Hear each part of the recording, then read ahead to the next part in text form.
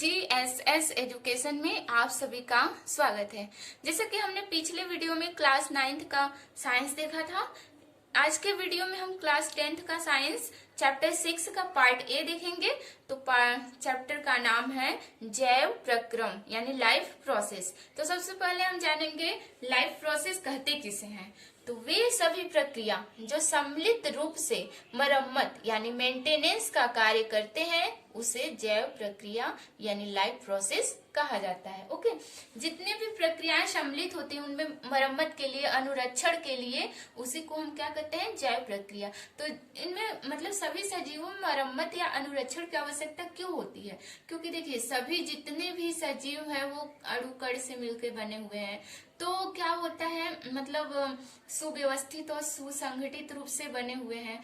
तो समय के साथ साथ क्या होता है, पर्यावरण में परिवर्तन होने के कारण क्या होता है, वो टूटने लगते हैं। तो अगर ऐसे ही वो टूटते रहे, अगर उसमें अनुरक्षण की क्रिया न हो या मेंटेनेंस की क्रिया न हो, तो वो कंटिन्यू टूटते रहेंगे। तो वो क्या हो जाएंगे, एक समय ऐसा आएगा कि वो मर जाएंगे। तो उनको जीवित रहने के लिए उन्हें अनुरक्षण की जरूरत होती है, मेंटेनेंस करने की जरूरत होती है। तो उस मेंटेनेंस में जितने भी प्रक्रियाएं सम्मिलित होती है उसी को हम क्या कहते हैं, जैव प्रक्रिया यानी लाइफ प्रोसेस कहते हैं। तो इस प्रक्रिया में कितने स्टेप शामिल है? तो देखिए सबसे पहले पोषण यानी न्यूट्रिशन और श्वसन, रेस्पिरेशन, वहन, ट्रांसपोरेशन और उत्सर्जन यानी एक्सक्रेशन। ओके, तो ये सभी प्रक्रियाएं हैं जो मतलब कि सजीवों को मेंटेनेंस का कार्य करने में मदद करते हैं। ओके, तो सबसे पहले हम पढ़ेंगे पोषण यानी न्यूट्रिशन के बारे में। तो देखिए जीवों के भोजन ग्रहण करने तथा उसका उपयोग कर ऊर्जा प्राप्त करने की प्रक्रिया को ही पोषण कहा जाता है। ओके, जितने भी सजीव हैं या जीव जंतु हैं तो सबको भोजन की आवश्यकता होती है, क्योंकि भोजन के बिना कोई जीवित नहीं रह सकता है। जब भी हमें भूख लगती है तो हम क्या करते हैं, भोजन करते हैं, जिसके कारण हमें फिर से एनर्जी प्राप्त हो जाती है। अगर हम एक दिन भी भोजन नहीं करते हैं तो हमारी एनर्जी क्या हो जाती है, लॉस हो जाती है। हमारे अंदर क्या होता है, मतलब चुस्तीपन हो जाता है, हमें लेजीपन लगता है। ओके, तो फिर से जब हम भोजन कर लेते हैं तो हमारे अंदर हम एक्टिव हो बन जाते हैं, मीन्स एनर्जी प्राप्त कर लेते हैं। ओके, तो यहाँ पे देखिए, तो जीवों के भोजन ग्रहण करने तथा उसका उपयोग कर ऊर्जा प्राप्त करने की प्रक्रिया को ही क्या कहते हैं, पोषण कहा जाता है। ओके, पोषण नोट कर लीजिए, हो गया। तो यहाँ पे देखिए सभी सजीवों के जो पोषण होती है, भोजन प्राप्त करने की जो क्षमता होती है या भोजन ग्रहण करने की जो क्षमता होती है, वो सभी सजीवों में एक तरह नहीं होती, सभी सजीवों में अलग अलग होती है। कुछ जीव जंतु जो होते हैं अपना भोजन अपने से बनाते हैं और कुछ जो होते हैं दूसरों पे निर्भर रहते हैं। ओके, तो सबकी जो भोजन प्राप्त करने की जो प्रक्रिया होती है वो अलग अलग होती है। वो पर्यावरण के अनुसार अनुकूलित होते हैं और उसी के अनुसार वो अपने आप को ढालते हैं और अपना भोजन ग्रहण करते हैं। ओके, तो यहाँ पे देखिए जो भोजन ग्रहण करने के आधार पे जो होते हैं जंतुओं को दो भागों में बांटा गया है। पहला जो है स्वपोषी पोषण यानी ऑटोट्रोपिक न्यूट्रिशन। ओके, तो ऑटोट्रोपिक न्यूट्रिशन क्या होता है, जो अपना भोजन स्वयं बनाते हैं, मतलब ऑटोट्रोपिक ऑर्गेनिज्म किसे कहते हैं, यानी स्वपोषी जंतु किसे कहते हैं, जो अपना भोजन स्वयं बनाते हैं। ओके, तो यहाँ पे देखिए पेड़ पौधे तथा कुछ जीवाणु अकार्बनिक स्रोतों से जैसे कार्बन डाइऑक्साइड तथा जल के रूप में तरल पदार्थ प्राप्त करते हैं, जिससे उन्हें ऊर्जा मिलती है। ऐसे जीव को स्वपोषी ऑटोट्रॉप्स कहा जाता है। तो स्वपोषी किसे कहा जाता है, अपना भोजन कौन बनाता है, जैसे हरे पेड़ पौधे हो गए अपना भोजन स्वयं बनाते हैं। तो वो कुछ और कुछ जीवाणु भी होते हैं, तो अकार्बनिक स्रोत जैसे कार्बन डाइऑक्साइड हो गया और जल के रूप में तरल पदार्थ प्राप्त करते हैं। ओके, और उसी से उन्हें क्या मिलती है, ऊर्जा मिलती है, और ऐसे जीव को स्वपोषी कहा जाता है। तो स्वपोषी में जैसे कि अब स्वपोषी जो होते हैं अपना भोजन कैसे बनाते हैं, किस प्रक्रिया के द्वारा, वो प्रकाश संश्लेषण की प्रक्रिया के द्वारा यानी फोटोसिंथेसिस। ओके, तो फोटोसिंथेसिस में क्या होते हैं, हरे पेड़ पौधे सूर्य की प्रकाश की उपस्थिति में वायुमंडल से कार्बन डाइऑक्साइड लेकर तथा जड़ों द्वारा मिट्टी से जल और खनिज लवण लेकर अपने भोजन का निर्माण करते हैं। इस प्रक्रिया को प्रकाश संश्लेषण कहते हैं। ओके, मतलब जो हरे पेड़ पौधे होते हैं सूर्य की प्रकाश की उपस्थिति में वायुमंडल से कार्बन डाइऑक्साइड लेकर तथा जड़ों द्वारा मिट्टी से जल और खनिज लवण लेकर अपना भोजन बनाते हैं और इसी प्रक्रिया को हम क्या कहते हैं? प्रकाश संश्लेषण। तो यहाँ पे देखिए कार्बन डाइऑक्साइड लेते हैं और जल लेकर किसकी उपस्थिति में? सूर्य के प्रकाश की उपस्थिति में। और क्लोरोफिल मीन्स पत्तियों में पाया जाता है, हरे पत्तियों में, उसकी उपस्थिति में वो क्या बनाते हैं? ग्लूकोज बनाते हैं यानी कार्बोहाइड्रेट बनाते हैं, फिर ऑक्सीजन बनाते हैं और वाटर बनाते हैं। तो ये फोटोसिंथेसिस की प्रक्रिया है। यहाँ पे देखिए फोटोसिंथेसिस यानी प्रकाश संश्लेषण में क्या होता है? सूर्य का प्रकाश है, ओके, और पत्तियां हैं, मतलब सूर्य के प्रकाश जो है पत्तियां लेती हैं, पेड़ पौधे लेते हैं और वायुमंडल से क्या लेते हैं? कार्बन डाइऑक्साइड, और मिट्टी से जड़ों द्वारा क्या लेते हैं?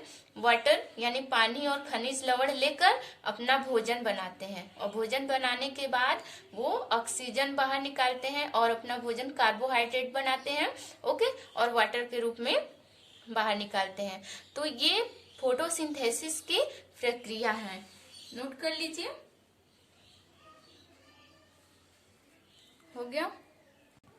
अब देखिए प्रकाश संश्लेषण के दौरान कौन कौन सी घटनाएं होती है। तो पहला क्या है? क्लोरोफिल द्वारा प्रकाश ऊर्जा को अवशोषित करना, यानी जो क्लोरोफिल होता है पत्तियों में उपस्थित होता है वो प्रकाश ऊर्जा को क्या करती है? अवशोषित करती है, ग्रहण करती है। फिर प्रकाश ऊर्जा को रासायनिक ऊर्जा में रूपांतरित करना तथा जल अणुओं का हाइड्रोजन तथा ऑक्सीजन में अपघटन करना, मतलब जो वो जड़ों द्वारा मिट्टी से जो जल लेते हैं उसका वो क्या करते हैं? अपघटन करते हैं, हाइड्रोजन तथा ऑक्सीजन में अपघटन करते हैं और कार्बन डाइऑक्साइड का कार्बोहाइड्रेट में अपचयन करते हैं, ओके। और जो कार्बन डाइऑक्साइड वायुमंडल से लेते हैं उसका वो कार्बोहाइड्रेट में वो क्या करते हैं? अपचयन करते हैं, ओके। तो ये होता है क्लोरोफिल के प्रकाश संश्लेषण के दौरान ये घटनाएं होती हैं, ओके, नोट कर लीजिए इसको। हो गया। अब देखिए पत्तियों की निचली सतह पे छोटे छोटे छिद्र पाए जाते हैं जिन्हें रंध्र कहते हैं। पत्तियों की जो निचली सतह पे या पत्तियों की सतह पे, निचली सतह पे ज्यादा पाए जाते हैं, मतलब सतह पे होते हैं पूरे, लेकिन जो निचली सतह होती है पत्तियों के उसमें ज्यादा छिद्र पाए जाते हैं, उसको हम क्या कहते हैं? रंध्र कहते हैं। प्रकाश संश्लेषण के लिए गैसों का अधिकांश आदान प्रदान इन्हीं छिद्रों के द्वारा होता है। मतलब जो प्रकाश संश्लेषण की क्रिया होती है तो उसमें जो कार्बन डाइऑक्साइड जो ग्रहण करते हैं फिर ऑक्सीजन को बाहर निकालते हैं, तो उसमें जो उसका आदान प्रदान होता है यानी लेन देन जो होता है वो किसके द्वारा होता है? इन्हीं छिद्रों के द्वारा यानी पर्णरंध्र के द्वारा ही होता है, ओके। जब प्रकाश संश्लेषण के लिए कार्बन डाइऑक्साइड की आवश्यकता नहीं होती तब पौधा इन छिद्रों को बंद कर लेता है। देखिए जब प्रकाश संश्लेषण की प्रक्रिया होती है तो उस दौरान जब उन्हें कार्बन डाइऑक्साइड की आवश्यकता नहीं होती है तो वो क्या करते हैं? तो वो जो छिद्र होते हैं पर्णरंध्र के वो बंद कर लेते हैं, ओके। और छिद्रों का खुलना और बंद होना द्वार कोशिकाओं का एक कार्य होता है। तो जो रंध्र होते हैं उसमें एक द्वार कोशिका होती है, तो उसमें वो क्या होता है? छिद्रों का खुलना और बंद करना ये द्वार कोशिकाओं का कार्य होता है, ओके। वही छिद्रों को खोलते हैं और बंद करते हैं। जब कार्बन डाइऑक्साइड की आवश्यकता होती है तो छिद्र क्या होते हैं? खुल जाते हैं। जब कार्बन डाइऑक्साइड की आवश्यकता नहीं होती है तो छिद्र क्या होते हैं? बंद हो जाते हैं। द्वार कोशिकाओं में जब जल अंदर जाता है तो वे फूल जाती हैं और रंध्र का छिद्र खुल जाता है, ओके। जब द्वार कोशिकाओं में जब अंदर जब जल चला जाता है तो वो फूल जाएंगे और रंध्र का छिद्र क्या होता है? खुल जाता है, ओके, नोट कर लीजिए। हो गया। जैसे यहाँ पे देखिए ये क्या है? रंध्र है, ओके, रंध्र है। तो ये क्या है? ये जो है द्वार कोशिकाएं है। ये क्या है? द्वार कोशिकाएं हैं। और ये क्या है? रंध्र छिद्र है। ओके, इन्हीं रंध्र छिद्रों के द्वारा ही क्या होता है, गैसों का आदान प्रदान होता है। और ये क्लोरोप्लास्ट है, जिसके कारण ये क्या होती है, हरी दिखाई पड़ती है। ये लवक है एक तरह। ओके, तो इसी के कारण पत्तियां हरी होती हैं। तो देखिए ये ओपन रंध्र है, यानी ये खुला हुआ रंध्र है। और ये क्या है, बंद है। स्टोमेटा क्लोज्ड है और ये स्टोमेटा ओपन है। ओके, तो ये गार्ड सेल है यानी द्वार कोशिकाएं है, और ये स्टोमेटल पोर है यानी रंध्र छिद्र है, और ये क्या है, हरित लवक है। तो अब देखिए हम अभी जो इसमें जब जल अंदर चला जाता है तो क्या होता है, रंध्र फूल जाता है, जिसके कारण क्या होता है, उसके जो छिद्र होती है वो खुल जाती है। और जब इसमें से जल बाहर निकल जाता है तो वो क्या होता है, रंध्र बंद हो जाती है। ओके, तो बंद जब उन्हें कार्बन डाइऑक्साइड की जरूरत होती है तो वो रंध्र क्या होती है, खुल जाती है प्रकाश संश्लेषण के दौरान। अगर प्रकाश संश्लेषण के दौरान कार्बन डाइऑक्साइड की आवश्यकता नहीं होती है तो वो क्या होती है, रंध्र बंद हो जाती है। ओके, नोट कर लीजिए। हो गया। अब देखिए विषम पोषी पोषण किसे कहते हैं, यानी हेटेरोजाइगस न्यूट्रिशन। कुछ जीव जंतु ऊर्जा प्राप्ति के लिए जटिल पदार्थों का भोजन में उपयोग करते हैं। इसे प्राप्त करने के लिए जीव जो है जैव उत्प्रेरक यानी बायो एक्टिव कैटालिस्ट का उपयोग करते हैं, जिन्हें एंजाइम कहते हैं। ऐसे जीव विषम पोषी जीव यानी हेटेरोजाइगस ऑर्गेनिज्म कहलाते हैं। ये प्रत्यक्ष या परोक्ष रूप से स्वपोषी पर ही आश्रित होते हैं। ओके, जो जीव जंतु होते हैं अपने भोजन प्राप्ति के लिए क्या करते हैं, जटिल पदार्थों का भोजन में उपयोग करते हैं, और इसी को प्राप्त करने के लिए वो जैव उत्प्रेरक यानी बायो एक्टिव कैटालिस्ट का उपयोग करते हैं। उसी को हम क्या कहते हैं, एंजाइम कहते हैं। ओके, और ऐसे जीव को हम क्या कहते हैं, विषम पोषी जीव कहते हैं।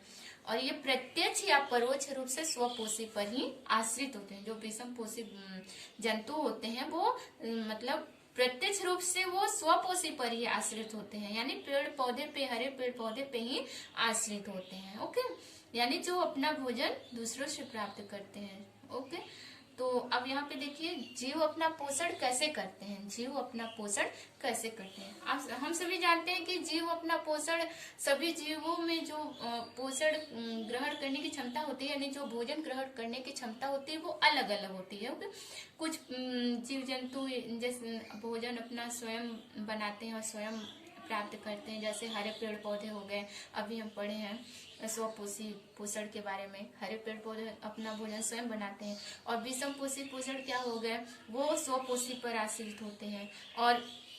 और इनको भोजन ग्रहण करने की जो क्षमता होती है उनके पर्यावरण पे भी डिपेंड करता है। जिस तरह का पर्यावरण होता है वो अनुकूलित मतलब पर्यावरण के अनुसार वो अपने आप को ढाल लेते हैं, उसके अनुसार वो अनुकूलित हो जाते हैं और भोजन ग्रहण करने के लिए। ओके, तो यहाँ पे देखिए जीव अपना भोजन कैसे करते हैं, यानी पोषण कैसे करते हैं। कुछ जीव भोज्य पदार्थों का विघटन शरीर के बाहर ही कर देते हैं और तब उसका अवशोषण करते हैं। ओके, मतलब कुछ जीव जो होते हैं, जो भोजन पदार्थ होता है, जो भोजन होता है, उसका वो विघटन यानी उसका वो विखंडन कर देते हैं शरीर के बाहर ही, तब उसका वो अवशोषण करते हैं, तब उसको वो ग्रहण करते हैं अपने। ओके, जैसे फफूंदी हो गया, ईस्ट हो गया, मशरूम हो गया। ओके, ये होते हैं। एक कोशिक जीवों में भोजन संपूर्ण सतह से लिया जा सकता है। जैसे उदाहरण के लिए अमीबा हो गया। अमीबा क्या होता है, एक कोशिक जंतु है, वो किसी भी सतह से अपना भोजन ग्रहण कर सकता है। ओके, नोट कर लीजिए। देखिए अमीबा अपना पोषण कैसे करता है, जैसे कि उसकी जो सतह होती है, अभी हमने बताया कि अमीबा जो है वो एक कोशिक जीव है, वो किसी भी सतह से अपना भोजन ग्रहण कर सकता है। तो उसके जो अस्थायी प्रवर्त होते हैं उसी की मदद से वो अपना भोजन ग्रहण करता है। जैसे देखिए ये अस्थायी प्रवर्त हो गया, वो क्या करता है, वो फूड जो भोजन के कण होते हैं वो उसको अपने दोनों तरफ से वो बांध लेता है। ओके, जैसे यहाँ पे देखिए वो दोनों तरफ से बांध लिया, किसी भी सतह से ये भोजन को ग्रहण कर सकता है। तो मान लीजिए यहाँ से ये दोनों तरफ से बांध लिया, तो इसे क्या कहते हैं, पादाव। ओके, या कूट पाट करते हैं।